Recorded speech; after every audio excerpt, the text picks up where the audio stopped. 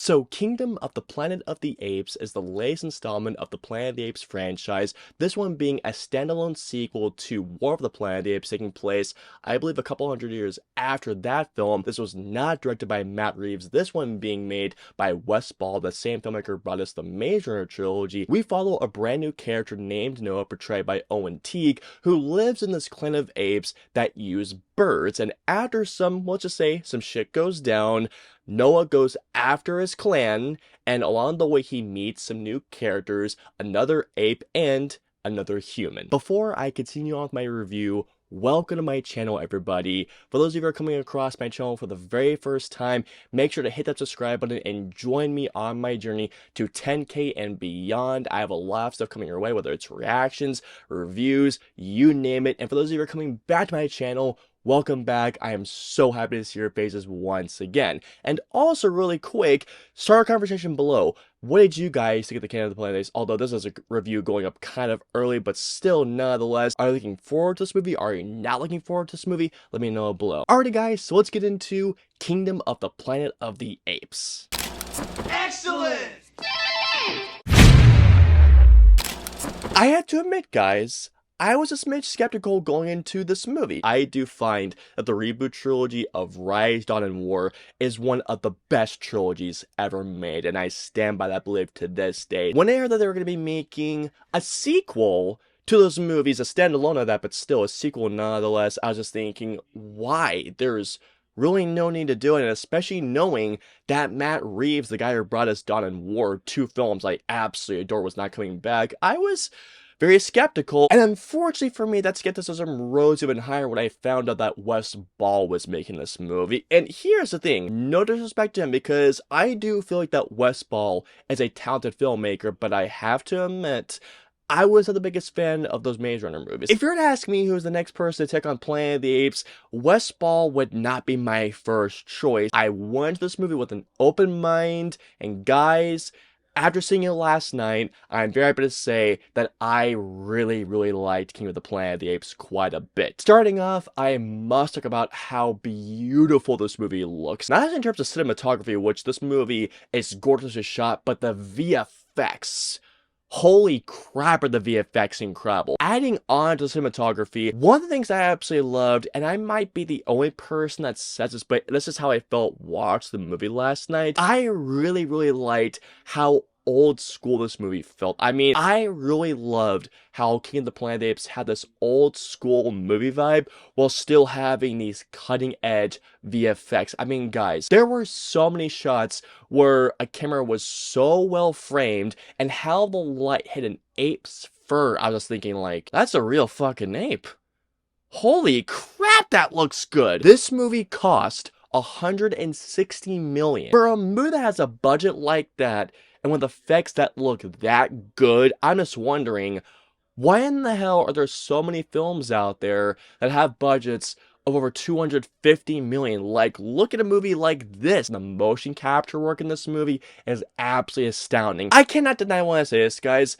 The VFX in War are still, holy crap, amazing to look at to this day, and Kingdom has effects that don't look, at least in my personal opinion, nearly as technologically advanced as War does, but nonetheless, the CG, the VFX in Kingdom, they still looks absolutely astonishing. This movie not only looks so gorgeous, but I loved how lush this movie looked. This movie is essentially destroyed beauty. You're journeying across these landscapes with these apes and the human when they do come all together, and you're seeing these beautiful landscapes coming across, and it's like you're looking at a destroyed beauty. It is a beautiful looking film, and also the performances are really good. In fact, they're pretty great. I thought that Owen Teague did a great job of carrying the torch from Andy Serkis, the lead of those Planet of the Apes movies. Noah as a character, I thought was a really cool character and a very relatable character, knowing that this is in a way a coming of age story for Noah's character. There's one actor I must talk about. I can't remember his name, but he plays, I think, Raka. Give me 1 second. Peter Macon as Raka. Absolutely loved him. Peter Macon's Raka was my favorite character in the entire film. So entertaining, and he was just such a great screen presence as Raka, but also He was really, I mean, he had some really funny moments that were bringing some wisdom. Kevin Durant, I thought, was brilliant as Proximus. The thing that I loved the most about his portrayal as Proximus was using Caesar's teaching and his philosophy of bending things in his own will. There are some scenes where, my God, he brings some great menace in this movie. This particular thing brings me on to something that I loved about King of the Planet of the Apes, and that was seeing how this world has evolved since Caesar's time. How this new generation of apes is able to take what Caesar did as a way to influence the new leaders in this generation of the apes, and especially seeing how Proximus sees his teachings amongst other apes in this movie, seeing what Caesar did as a way to either use what he did and use his teachings and his influence for either good or evil. I really liked how they used Caesar's legacy as a way to pave the story going forward, and I thought that was really one of the best aspects about the entire film. Kingdom of the Planet of the Apes has fantastic world building. It is clear that Wes Ball has a huge love and passion for Planet of the Apes, and it shows. The way that Wes Ball is able to set up this world and taking you through how the generations have changed since Caesar's time, I thought that Wes Ball did a great job of really doing a lot of great setting up for where these movies are going to go next. The action as well, I thought, was incredibly well staged. In particular, there is a great sequence where Noah is coming back to his clan, and this sequence I thought was so riveting. Wes Ball does a great job of not only staging the action, but making it very easy to follow. It ends on a very strong note, and what this movie sets up,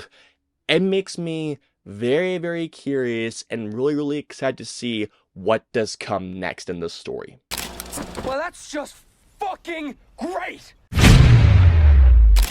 But unfortunately, I didn't love this movie. The human character of this movie was very interesting, but in terms of being attached to this human character, I wasn't really as attached as I thought I would be. While this character was definitely interesting and intriguing, there was nothing about this character that made me go like, I love this character. Like, nothing about this character I absolutely loved. This movie's biggest emulation for me was the pacing. The first act of this movie, brilliant.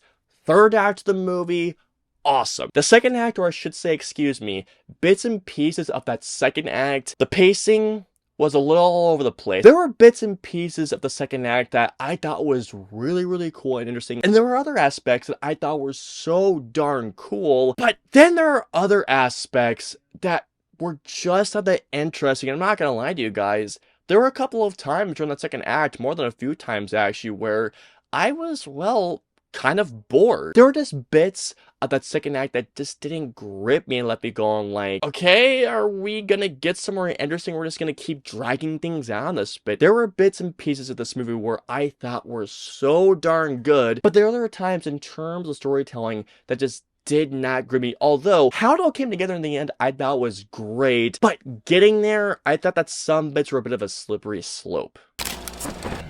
Here we go.